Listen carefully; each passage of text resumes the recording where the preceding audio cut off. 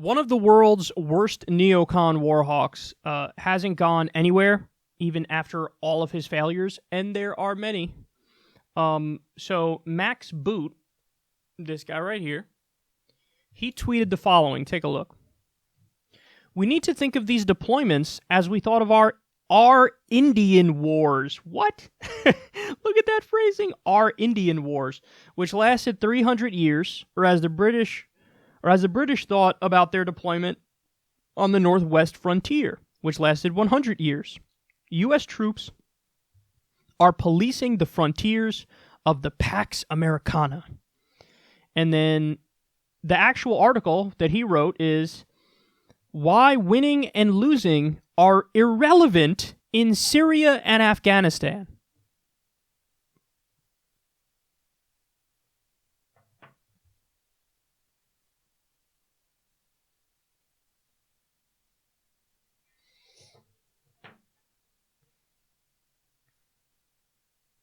Why winning and losing are irrelevant in Syria and Afghanistan.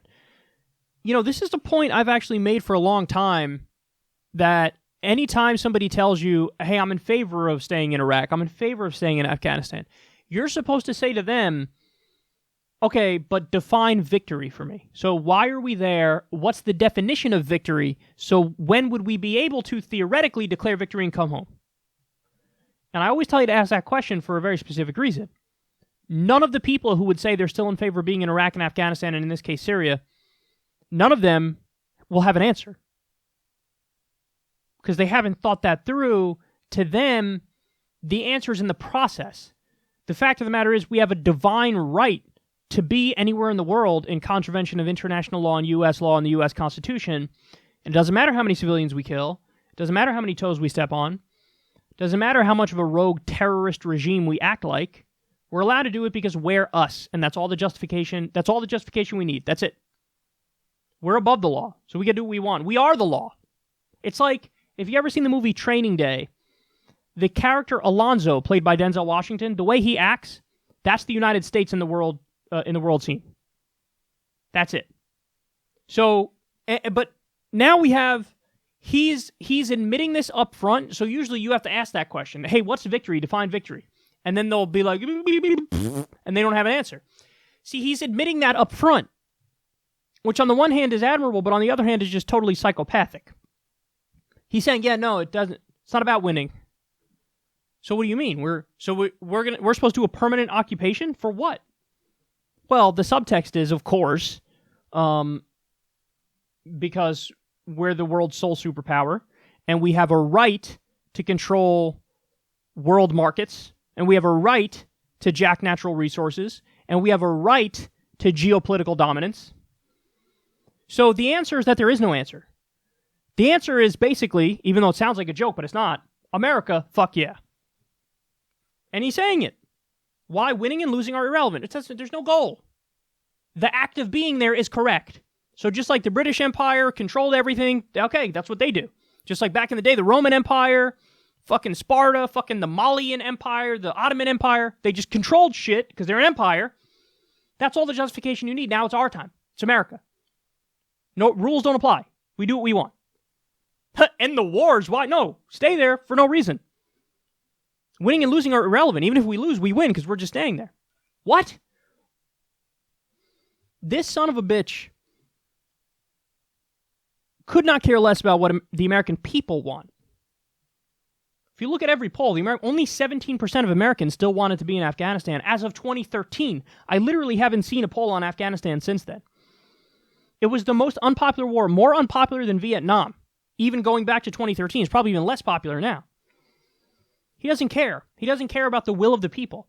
He wants the government to steal your money in terms of taxes. Just jack your money and then use that money to go bomb innocent brown people and permanently occupy everybody. This is his philosophy. This is his ideology. And this is what he's openly saying. Look at the language. The language is dripping with old school imperialism and colonialism. Settler colonialism. Think of these wars like we thought of our Indian wars. So you mean that thing where we wiped out from coast to coast Native Americans? That thing? the thing where we did a genocide, that thing? Is that what you're talking about? Think of it like that, as if it's a positive thing? Like, yeah, that's how you have to think of it. It's a good thing, right? Think of it as if how the British thought of the Northwest frontier, which lasted 100 years. The craziest thing about the neocons is that they have no real base of support, but they latch on to the Republican Party and also now latch on to the Democratic Party, and they somehow maintain control in centers of power where there's a bipartisan consensus of, we run the world, of course, but it's just a matter of to what degree.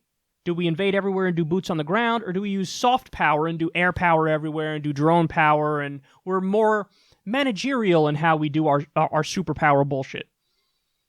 So, but that's the spectrum of debate. That's the Overton window. For somebody like me who says, hey, maybe we should only use our military for defensive purposes, maybe we should do no offensive wars against countries that didn't attack us, I'm viewed as like the crazy person, even though my opinions are right in line with the mainstream of American society. Right in line with it, but I'm viewed as crazy. When I say, hey, maybe we should spend on our infrastructure and upgrade our water systems and, fix our airports and do Medicare for all, they look at me like I'm crazy when he's writing articles where he's like, remember when we wiped out the Native Americans? Let's do that to fucking Iraq and Syria and Afghanistan. We just stay there. Doesn't matter if we lose. Yeah.